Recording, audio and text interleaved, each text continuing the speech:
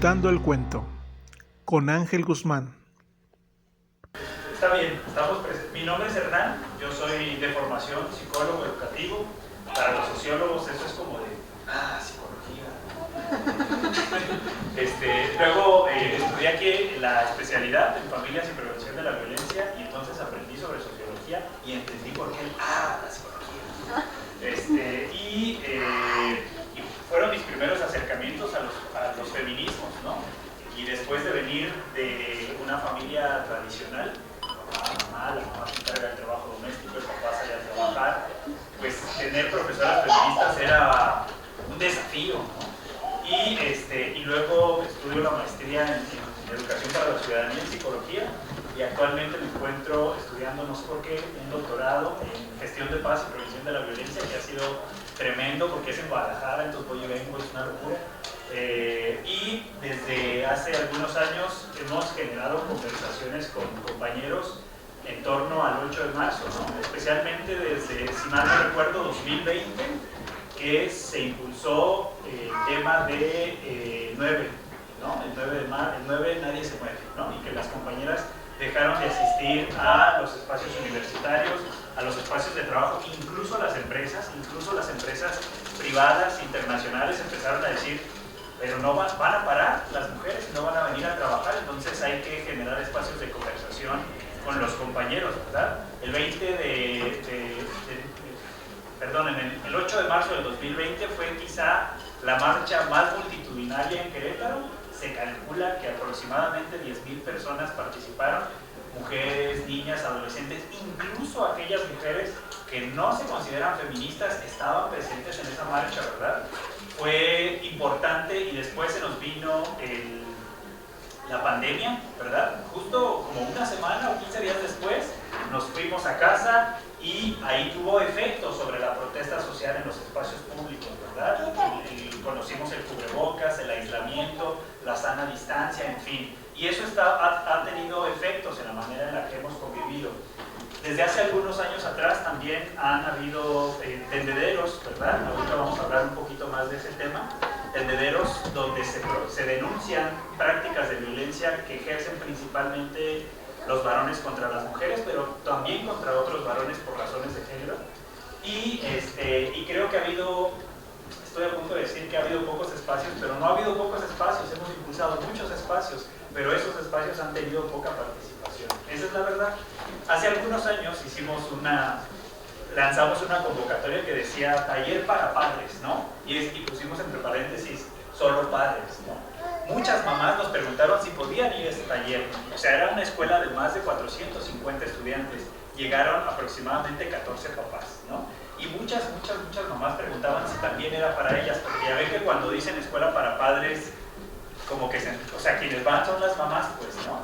Entonces es bien curioso. Por eso le decía a la compañera, sí, claro que pueden estar acá, pero sí es importante como enfatizar la convocatoria, ¿verdad? Porque nos cuesta de pronto convocar.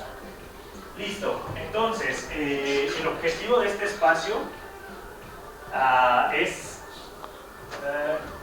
Este objetivo no se cambió, pero bueno, sensibilizarnos sobre la relevancia que tiene para los varones implicarnos en la prevención de la violencia basada en género, ¿no?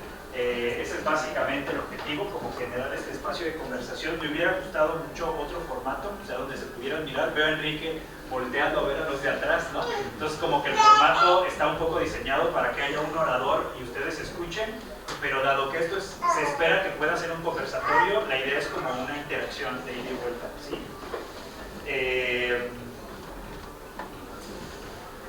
He podido, desde hace 6 años que trabajo con varones en círculos de reflexión, he podido aprender la importancia que tiene, antes del tema de la reflexión, sentir. Así nomás, ¿no? Sentir, darle palabra a lo que se siente a partir de algo. Hoy traje un estímulo que la vez pasada lo trabajamos y estoy pensando si ya antes lo habían escuchado, si va a ser novedoso para la gran mayoría, creo que sí. Pero entonces lo primero que quisiera es que pudiéramos sentir, ¿sí? Poner en palabras lo que sentimos a partir de algo que traje para ustedes y después reflexionar juntos sobre qué nos dice esto que voy inmediatamente actuar. ¿Qué hacemos con esto que sentimos? ¿Sí? Algo que hemos podido detectar es que a partir de los tendederos y de las protestas del Me Too, muchos varones lo que estamos sintiendo es duda, enojo, mucho malestar, y a veces ese enojo se convierte en violencia si no lo hemos sabido canalizar, ¿no? O sea, si yo veo el tendedero y eventualmente yo aparecí en ese tendedero, por supuesto que me va a hacer sentir cosas, ¿no? ¿Qué hago con eso que sentí si mi nombre está en un tendedero de violencia? ¿Y qué hago si no hay estos dispositivos de conversación? En psicología decimos que lo que no se habla, se actúa. Si yo no hablo del enojo que me produce eso que leo ahí, entonces probablemente voy a actuar el enojo, ¿sí? En muchos tendederos hemos visto que hay compañeros que irrumpen en el tendedero y dicen, es que aquí está mi nombre y vengo a arrancarlo. Pero la idea es como conversar. ¿Qué significan esos tendederos? ¿De dónde vienen? ¿Y qué nos representan a los varones? ¿Sí? Pero antes de eso, la idea es sentir. ¿Conocen a Gioconda Belli? ¿Alguien sí? ¿Alguien no? ¿La compañera sí? ¿Qué sabes de Gioconda Belli? Chismeanos. Es una escritora, ¿no? Latinoamericana. ¿Es una escritora? ¿Latinoamericana? Sí. Es una poeta, escritora de Nicaragua, que está exiliada en España por las situaciones políticas que vive Nicaragua, pero es interesante porque escribe poesía erótica, ¿no? Poesía revolucionaria también, y erotiza mucho el tema de la revolución también, ¿no? Es poesía erótica dirigida principalmente a mujeres. Ustedes, si les gusta la poesía, van a ver muchos escritores varones pues, revelando a las mujeres como musas, ¿verdad?, de su inspiración, pero no necesariamente a las mujeres como sujetas, como actoras del deseo, del erotismo, ¿no? Entonces, aquí no vamos a escuchar algo así. Es una poesía que Gioconda Belli escribe en el marco del 8 de marzo. Entonces, ojalá que no falle el sonido y que podamos escuchar lo que Gioconda Belli escribe acá, que además está muy bien relatado.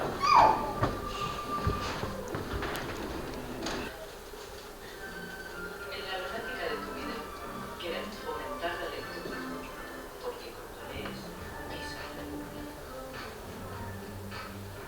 8 de marzo, de Gioconda Belli. Amarse con el pelo largo es bien polvo de las mujeres. Qué poco es un solo día, hermanas, qué poco, para que el mundo acumule flores frente a nuestras casas. Desde la cuna donde nacimos hasta la tumba donde dormiremos, toda la atropellada. A ver, vamos a ver si tienes un subtítulos. Flores frente a nuestras casas. Qué poco es un solo día, hermanas, qué poco. Qué poco es el tiempo de las mujeres, había dicho. Amanece con el pelo largo, el día polvo de las mujeres. Qué poco es un solo día, hermanas, qué poco, para que el mundo acumule flores frente a nuestras casas. Desde la cuna donde nacimos hasta la tumba donde dormiremos, toda la atropellada ruta de nuestras vidas deberían pavimentar de flores para celebrarnos. Que no nos hagan como la princesa Diana que movió en New York las floridas avenidas mostradas del péndulo. Nosotras queremos ver y oler las flores. Queremos flores de los que nos alegraron cuando nacimos en brazos de machos. Queremos flores de los que nos cortaron el clítoris y de los que nos vendaron los pies.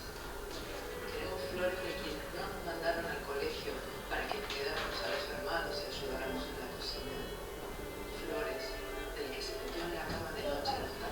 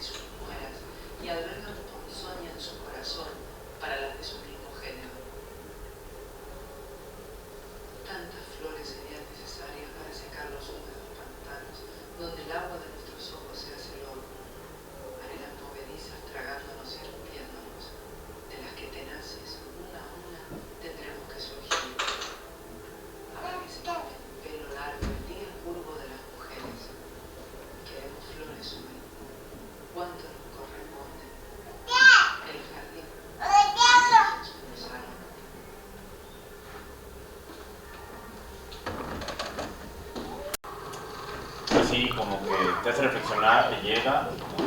Tal vez no sé si llamarle frustración, creo que no sería frustración, como algo, pues sí, que te impacta, ¿no? Y creo que son atinadas las palabras en muchos sentidos, ¿no?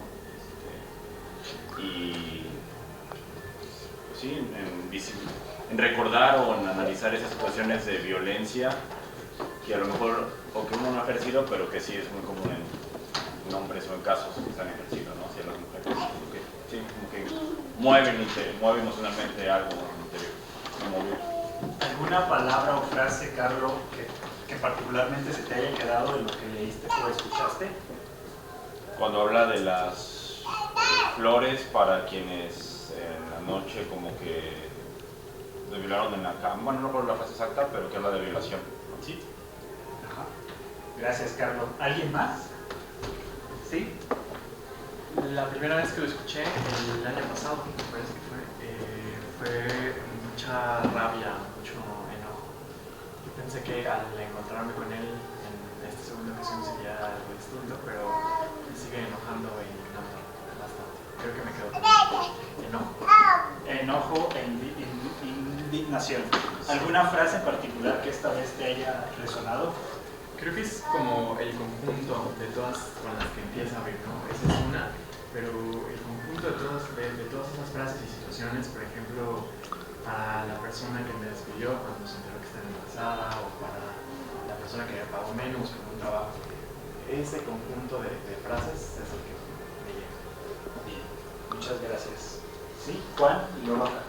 Creo que también yo lo había escuchado el año pasado y lo que me hace sentir es como que solo en estas fechas recordamos este tipo de poesía o este tipo de movimientos.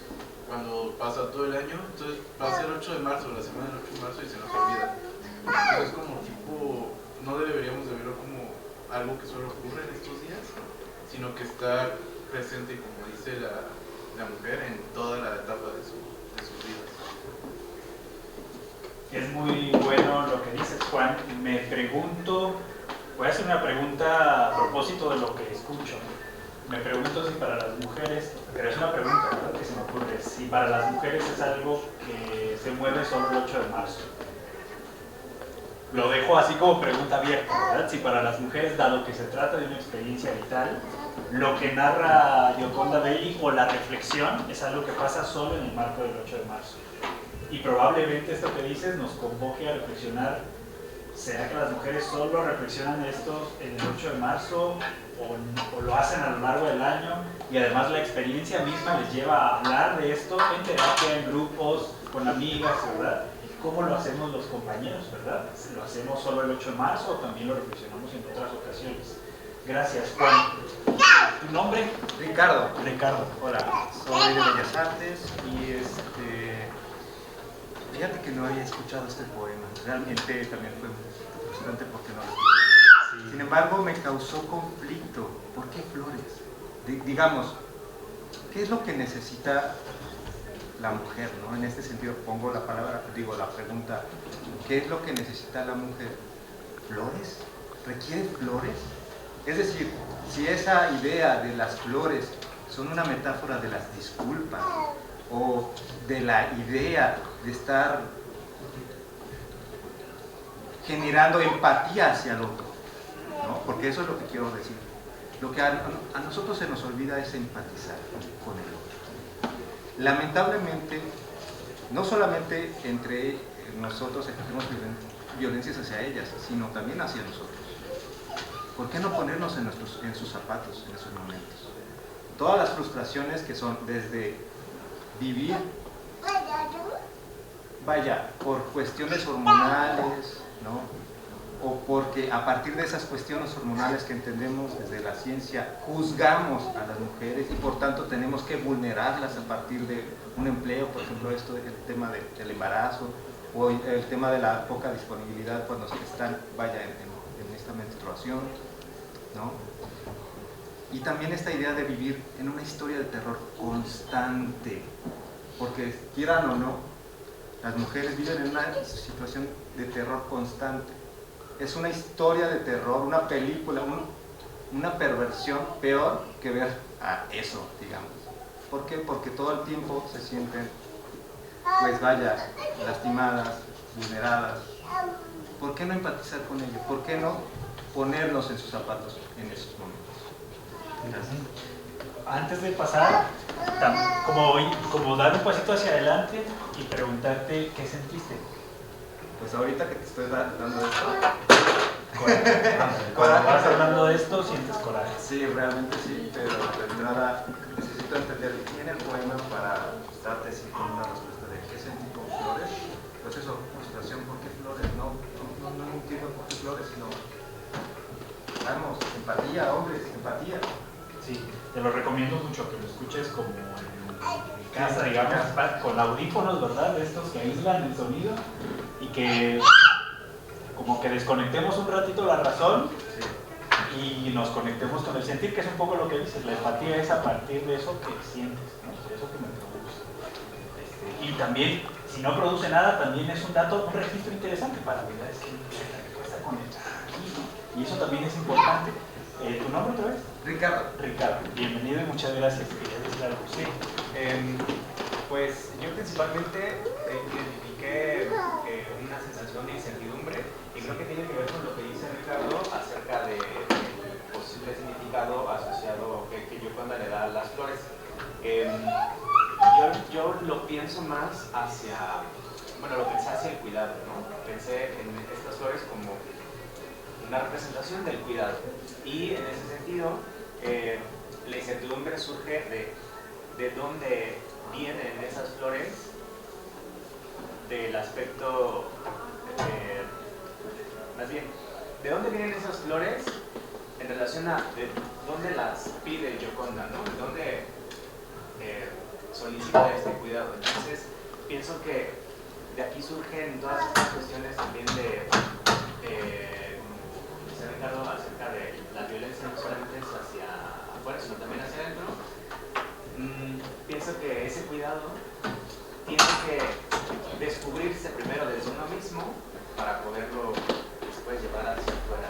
Entonces creo que hacia allá me lleva, ¿no? Como de cómo es que podemos aterrizar desde dónde sale para mí esas flores.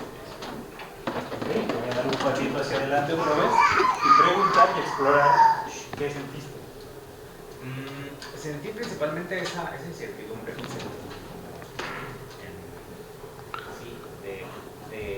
de dónde salen esas flores. Eso fue lo que sentí. ¿Cómo se siente la incertidumbre? Se siente un vacío, pienso.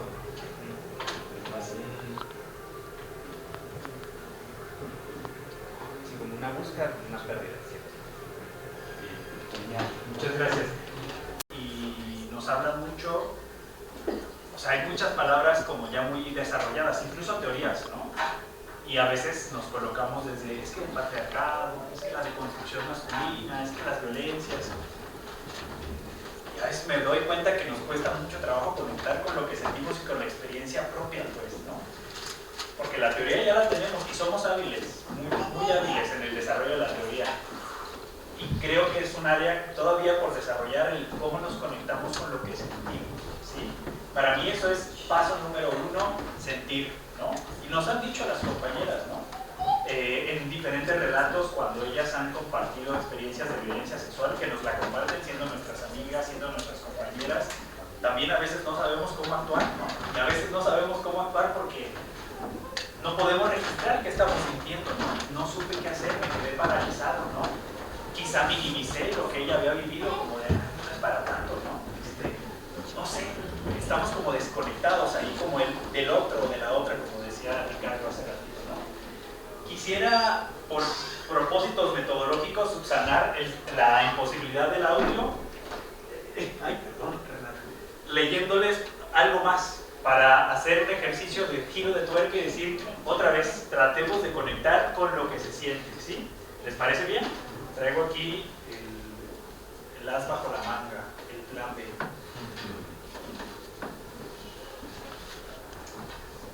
Me encontré un texto que creo que fue el que escuchó el compañero alguna vez que tuvimos un ejercicio también.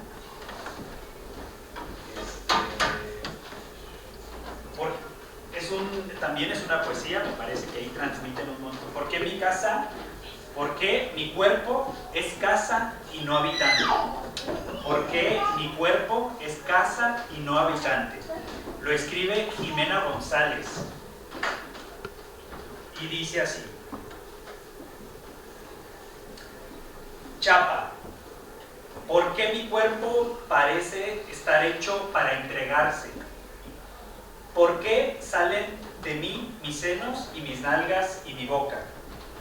¿Por qué parece mi cuerpo una entrada? ¿Por qué tu cuerpo es el invitado? ¿Por qué he de ser yo siempre la anfitriona? ¿Por qué importa tu incomodidad si esta es mi casa?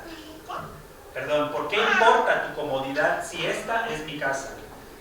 ¿Por qué cuidarme el dolor y la aspereza? ¿Por qué mis texturas no son más que tus alfombras? ¿Por qué yo debo inclinarme a tu servicio? ¿Por qué tengo yo que cuidarme las tristezas? Sonreír cuando llegues, gemir cuando entres, callar cuando salgas. ¿Por qué ni siquiera hacer el amor es terreno neutro? ¿O por qué aquí nació todo el poder ficticio de tu cuerpo? ¿Te inventaste el amor para amenizar tus visitas? ¿Por qué antes de entrar no te quitas los zapatos? Vieras qué difícil es limpiar tus suelas sucias de este piso. Vieras qué difícil no sentirme la luna bajo una bandera estrellada. ¿Y quién te dijo que la tierra de mi cuerpo es simplemente el camino que recorres para ser el self-made man que todos buscan? Yo no quiero que mi cuerpo sea un sendero. Yo no quiero ni siquiera ser la luz. Yo no quiero ni siquiera ser lumbrera. ¿En qué parte de tu cuerpo, sin derrames, guardas ese poder increíble de nunca sentirte profanado? ¿A poco tú también eres terreno de conquista? ¿A poco cuando dejas esta casa te sientes abandonado? ¿A poco tú no eres menos libre que el mercado? ¿A poco tú también sentiste que alguien te forzó la chapa? ¿Por qué tengo que arrinconarme para que tú quepas? ¿Por qué mi cuerpo es casa y no habitante? ¿Por qué me abarato a medida que me tocan? ¿Por qué tiene tu cuerpo, qué poder tiene tu cuerpo que directamente incide en mí? ¿Por qué para mí el sexo fue y es un terreno clandestino? ¿Por qué tú puedes llegar a cualquier casa y encontrarla abierta? ¿Dónde habito yo si tengo que hacer espacio para ti? ¿Dónde habitamos nosotras, las que te hospedamos? ¿Por qué hasta mi corazón siente imposible recibir a más?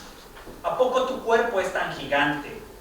¿Por qué me dijeron una llave que abre muchas chapas es una llave maestra, pero una chapa que se abre con cualquier llave es una chapa chafa?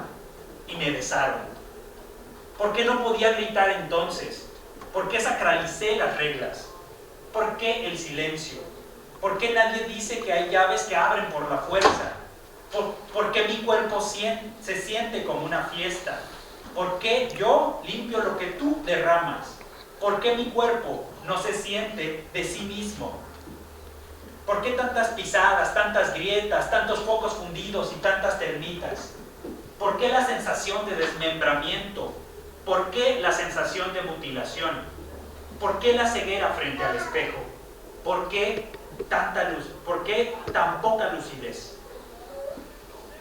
Un texto de Jimena González, escritora y poeta en voz alta, que si lo escucháramos en ella seguro sería mucho mejor. Bueno, subsana un poco la falta de audio de acá y te pregunto nuevamente, con esta poesía, ¿qué sientes? ¿Qué sientes? ¿Qué te moviliza a nivel de lo sensorial, de los sentimientos, de las emociones? ¿Qué sentiste?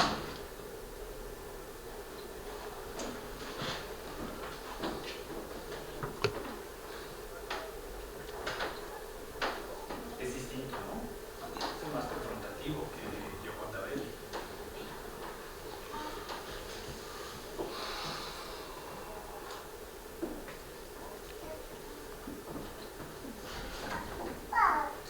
cada que yo leo esto, hay momentos, no puedo identificar claramente cuándo y dónde, pero hay momentos en los que a mí se me eriza la piel. A nivel de lo sensorial siento que se me eriza la piel, ¿no?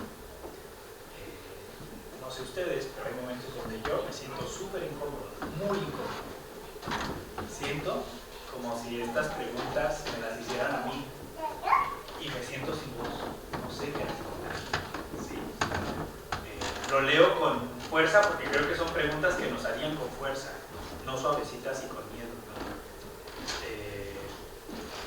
Eso es lo que yo siento y se los comparto, ¿no? ¿Qué sienten ustedes?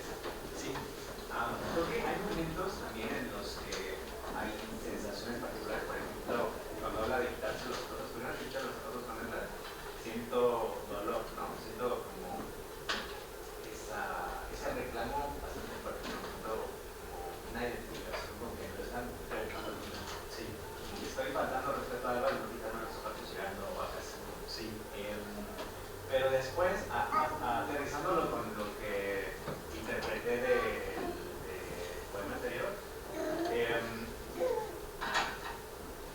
lo que sentía, esa incertidumbre, se convierte en una especie de tristeza, ¿no? Esa pérdida, ese vacío, se convierte en una tristeza porque,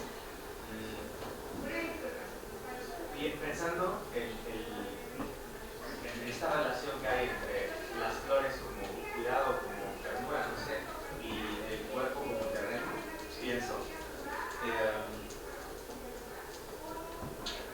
que esa pregunta que me hace hace rato de dónde vienen esas flores, algo tiene que ver con esta capacidad de sentir a través del cuerpo, y esa tristeza viene de qué tan descuidado tengo mi terreno, este cuerpo, que siente, que tiene que sentir, y que por eso no sé de dónde vienen esas flores, ¿no? Esa ternura, esa sensación que puede ser empatía quizá, al poder identificar qué tipo de flores hay en los demás, en las demás. No sé si estoy siendo más o menos claro. Eso es lo que estoy diciendo ustedes. Es que el cuerpo es clave, ¿no? Sí, sí, sí. O sea, es a través del cuerpo donde vamos construyendo esas experiencias significativas, dolorosas. Por eso yo hablaba de lo sensorial, ¿cierto? ¿Qué sentimos en el cuerpo?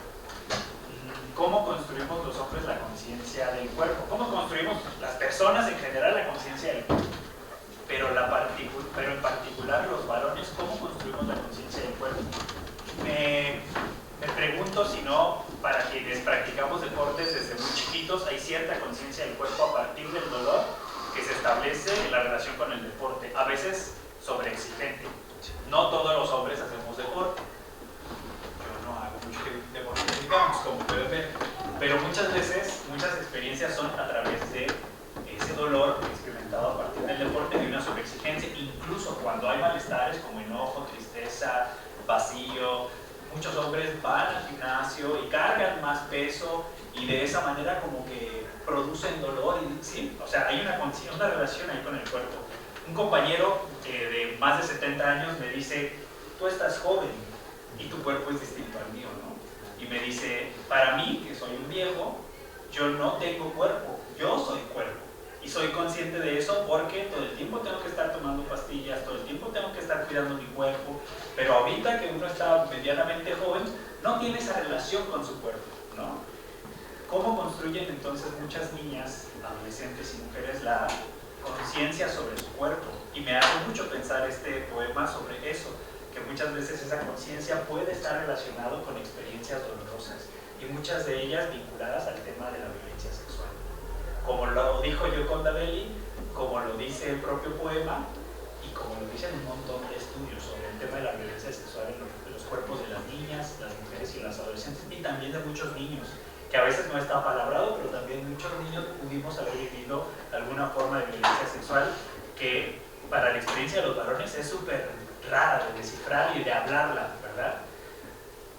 Bueno, eso me hizo pensar ahorita que te escuchaba en cómo construimos conciencia sobre el propio cuerpo y qué sensaciones se registran ahí, desde el placer, el dolor, la fuerza, ¿verdad? La ternura, etcétera, etcétera. ¿Alguien más? ¿Qué otra cosa les provocó esta otra lectura en voz alta?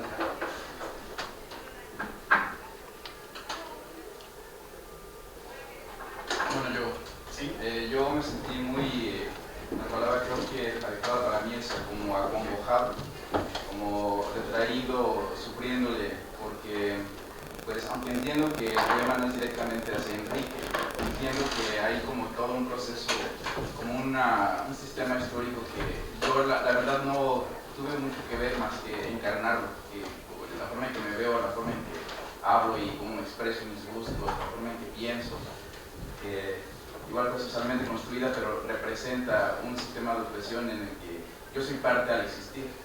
Y cuando escucho este tipo de expresiones me siento acongojado también, pero también incluso esperanzado, porque creo que es muy adecuado que existan formas multivariadas de expresar la opresión y expresar pues, la identidad corporal, la identidad moral, todo tipo de identidad. Entonces, cuando escucho este tipo de cuestiones, sí me siento bastante culpable, acongojado, pero también me da esperanza saber que hay formas de expresarnos y que yo al sentir algo, yo al escuchar lo que me considero hombre, siento algo, siento reflexión, me da como esperanza de saber que si yo algún día tengo hijas o tengo hijos, lo que sea, lo ideal para mí es que este sistema de opresión no sea reproducido de forma tajante y que haya algún tipo de reflexión que eventualmente o generacionalmente vaya reduciéndose. Digo, sé que es un problema macrodimensional, ¿no? Que no con mi hijo o mi progenie va a suceder o va a haber un cambio, pero al menos que hay movimiento, que hay como transformación y que al yo sentir algo ya siento que no estoy estático, que estoy siendo parte de la reflexión continua. Acongojo y culpo un poquito, ¿sí? Cuando te escuché hablar, estaba pensando en la casa como metáfora, ¿sí? La casa como metáfora. No sé si a ustedes les pase, pero la casa muchas veces nos da esta sensación donde llega uno y justo se quita los zapatos y si fue una larga jornada de estudio o de trabajo, pues hay un gran placer en quitarse los botes, los tenis, las botas del sociólogo, ¿no? Y estirar los dedos de los pies. Es placentero. Pero para muchas personas llegar a casa no es placentero. Para muchas personas la casa es el lugar más peligroso. En este país, para niñas, niños y adolescentes y para personas de las disidencias sexuales, sus casas no son los lugares seguros, pues, ¿no? Entonces aquí nos ponen una metáfora, la metáfora de la casa, ¿no? Porque cuando llegas a casa no te quitas los zapatos, nos dice justo lo que recuperabas, ¿no? Por ahí circulaba un meme que me gustó a mí muchísimo, donde pasan así como si fuera un cómic, como hay diferentes momentos en el meme, y al final la chica del meme, ¿verdad? Como si fuera un cómic, al final llega a casa, abre la puerta, como mojada, así con todo el paraguas así todo decaído, triste y no sé qué, y llega y el chico abre la puerta y ella se le ve como abrazándole, ¿no? Como diciendo, ya llegué. ¿Cómo ser lugar seguro? ¿Sí? Para habitar, ¿cómo ser lugar seguro para habitar? La casa, la universidad, el trabajo, la peda con los amigos y amigas, cómo ser lugar seguro incluso en esos momentos donde uno va a pasarla bien, porque también en esos espacios es donde las mujeres han sido pues ultrajadas de muchas maneras, a veces por el mejor amigo, ¿sí me explico? Tampoco el cotorreo y la peda es un lugar seguro para muchas compañeras de estudio, parejas, ¿sí? ¿Cómo ser un lugar seguro en esos espacios donde todas y todos nos vamos a divertir y a pasarla bien, por ejemplo, ¿no? Si yo no logré ser lugar seguro, ¿cómo me garantizo que mi amigo no me va a permitir sobrepasar esa línea, ¿verdad? O sea, ¿cómo no reproducir esas complicidades de yo ver que mi amigo está cometiendo algún tipo de abuso sobre la amiga, sobre la compañera, y yo no de quedarme callado, ¿verdad? ¿Cómo ser un lugar seguro? En lo personal y colectivamente, ¿sí me explico? En las aulas, insisto, en la universidad, en nuestras casas, en nuestros cotorreos, porque pues, nos gusta cotorrear, ¿cierto? Y todos quisiéramos sentirnos seguros, en confianza, en todos los cotorreos, ¿cierto? Bueno, hasta aquí, ¿algún comentario antes de seguir con la presentación? ¿Vamos bien? ¿Se subsanó un poco la poesía? Bueno, pregunto, ¿alguien conoce cuáles son, a grandes rasgos, los antecedentes del 8 de marzo? ¿Por qué el 8 de marzo? ¿Por qué van a marchar las compañeras ahora el viernes? ¿Por qué están haciendo todas estas actividades? ¿Alguien conoce cuáles son como esos orígenes? No se hagan, olvidaron antes de venir. Así que cuéntenme.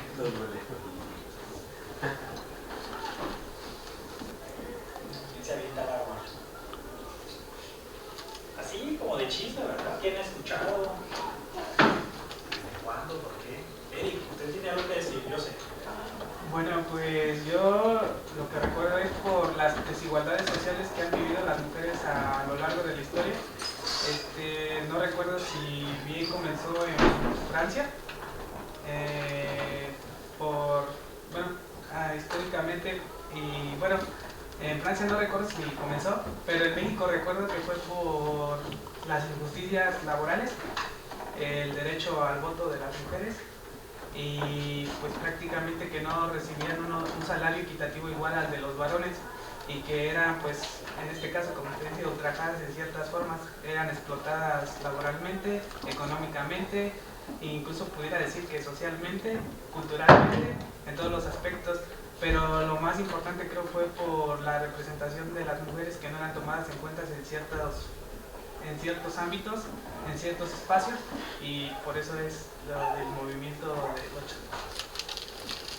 Bien, dice, no sé si fue en Francia o en México, bueno, sí. Según yo recuerdo tiene que ver con, bueno, específicamente que sea 8 de marzo, porque fue la fecha en que pues fueron, creo que era de una fábrica, precisamente pues, un grupo de mujeres que trabajaban en esa fábrica se vino a huelga.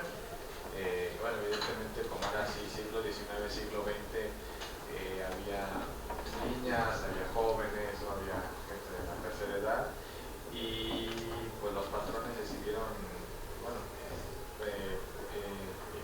estaban ahí en la huelga y se inició un fuego, y los patrones pues básicamente dejaron que todas se murieran ahí porque pues, bloquearon las salidas y pues todas se murieron, y creo que como era una fábrica de textiles, el humo se tiñó de morado, y pues a partir de, pues como son mártires, pues es que se empezó a marchar el 8 de marzo por el Daniel, ¿no? Sí.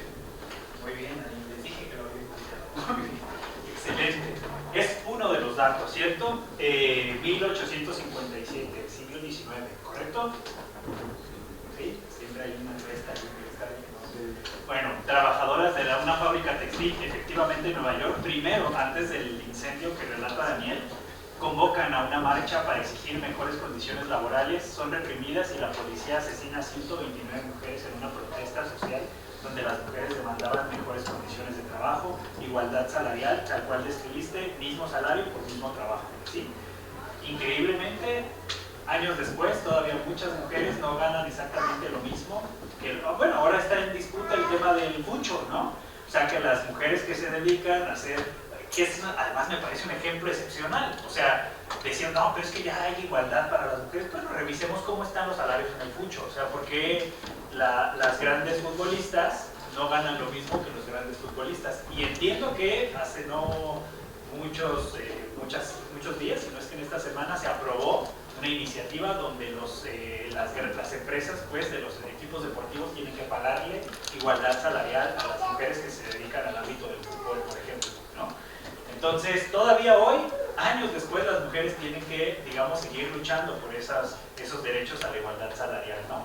Aquí hay un amplio debate, no lo vamos a resolver nosotras no lo vamos a resolver ahorita, pero hay un amplio debate sobre si el 8 de marzo se tendría que hablar de las violencias o tendría que hablar del derecho al trabajo, la igualdad salarial, etcétera, etcétera, ¿no?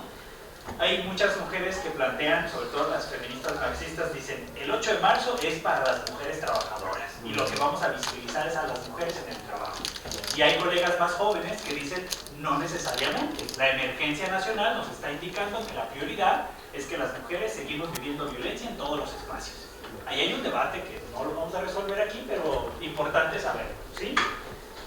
Años después viene lo que relata Daniel. El 25 de marzo de 1911, acá estábamos en el auge de la Revolución Mexicana, ¿correcto?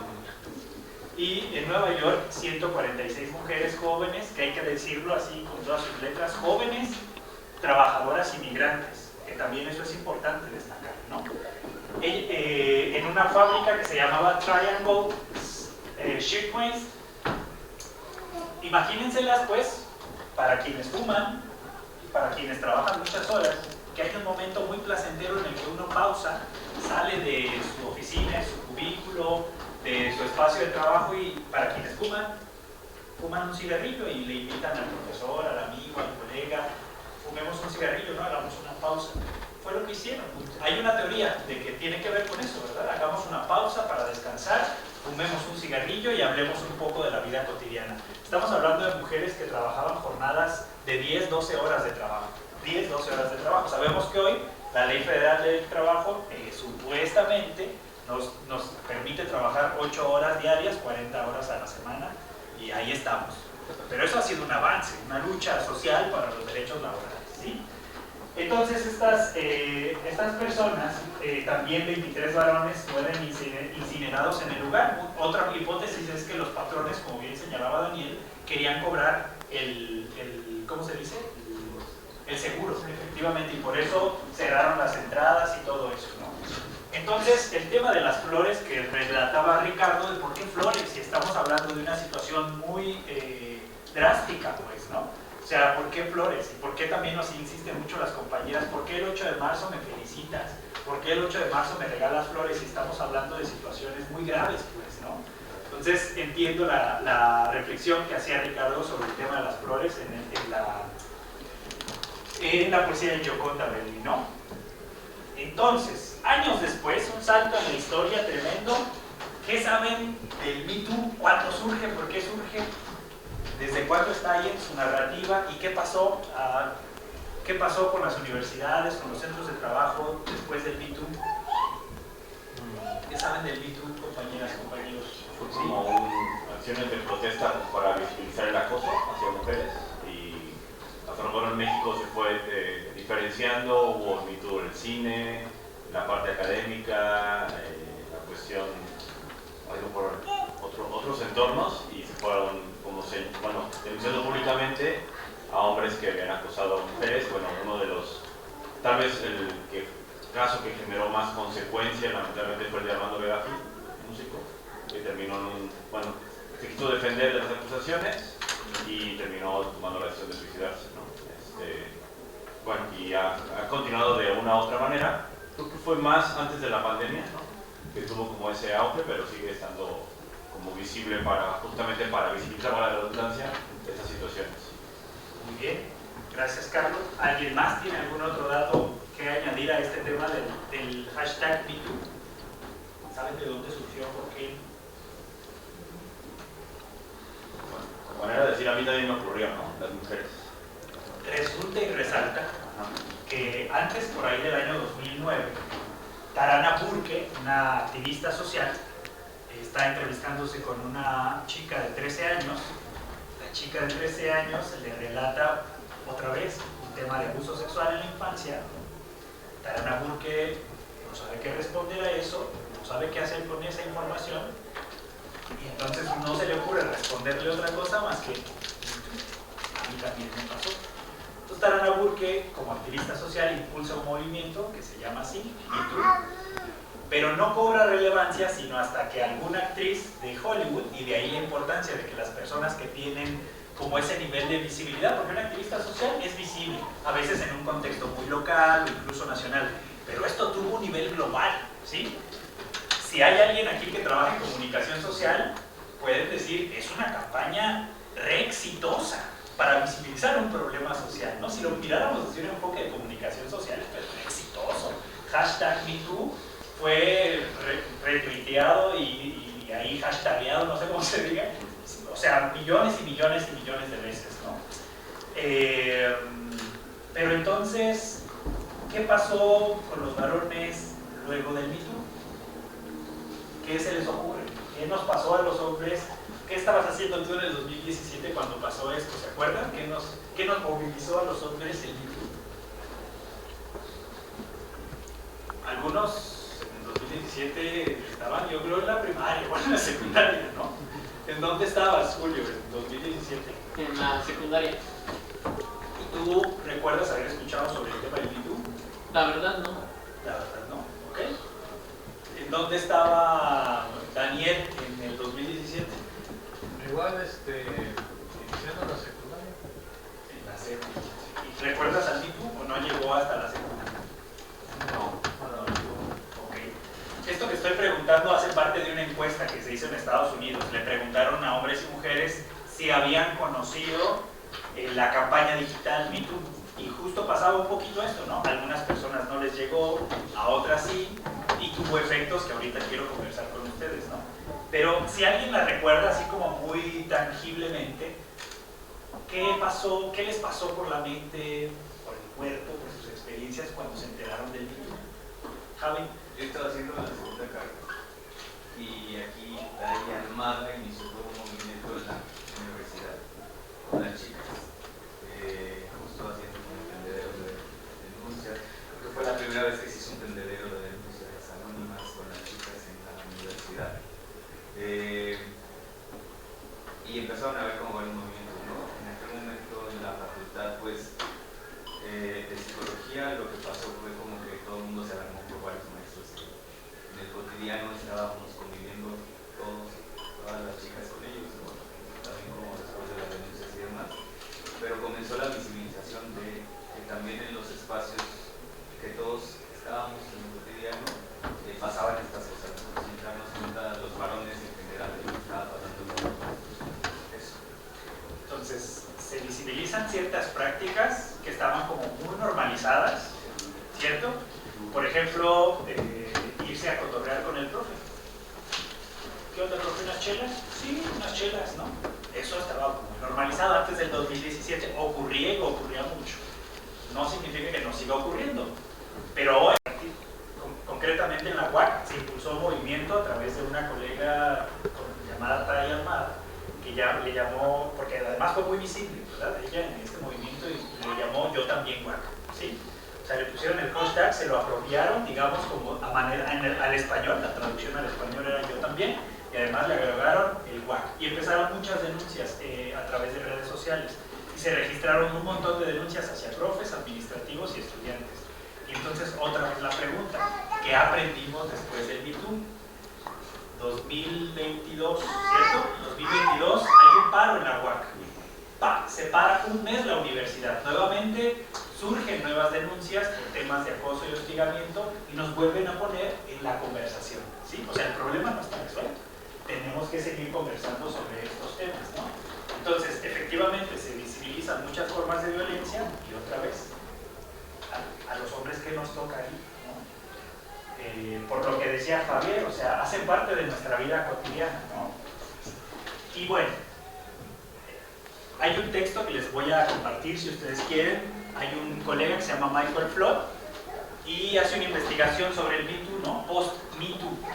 Y entonces investiga varias encuestas que le preguntaron a hombres en Estados Unidos y en Reino Unido qué aprendimos del Me Too, ¿no?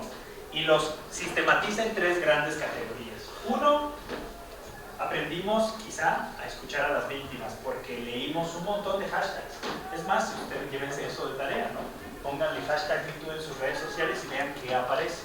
O sea, cuántas prácticas. Creo que no terminé de decir que esta persona de Hollywood denuncia a un director de cine. A ver si alguien se acuerda. No me viene a la cabeza su nombre ahorita, pero es un director de cine. Fíjense, qué curioso. Que una persona le denuncia, ¿no? Dice esta persona, como que me pedía intercambios sexuales para poder obtener ciertos papeles.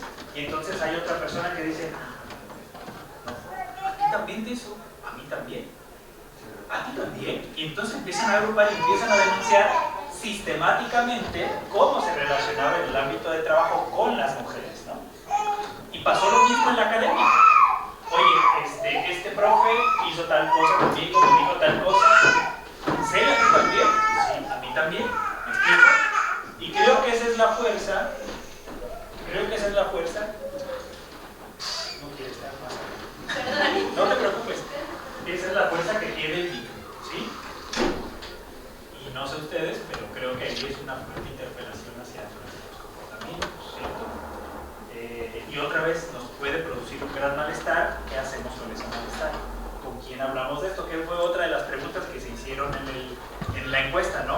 ¿Conoce la campaña? ¿Sí o no?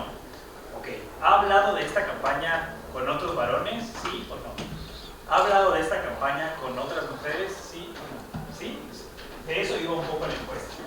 Luego, la segunda categoría que construye Michael Flood es esta de poner la casa en orden. ¿Qué significa poner la casa en orden? Reflexionar sobre nuestros propios comportamientos. Y nos puso a... Si uno le echa una revisión a sus vínculos, pasados, presentes y futuros, probablemente no todos salgamos bien librados de esa reflexión. ¿Cómo fui con mi exnovia?